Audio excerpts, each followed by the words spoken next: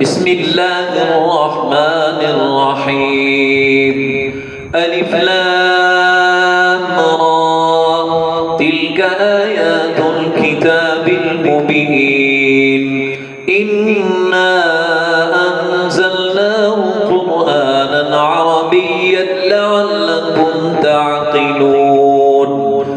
نحن نقص عليك أحسن القصص بما أوحينا إليك هذا القرآن وإن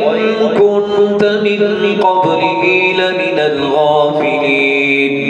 إذ قال يوسف لأبيه يا أبت إني رأيت 11 كوكبا والشمس والقمر رأيتهم لي ساجدين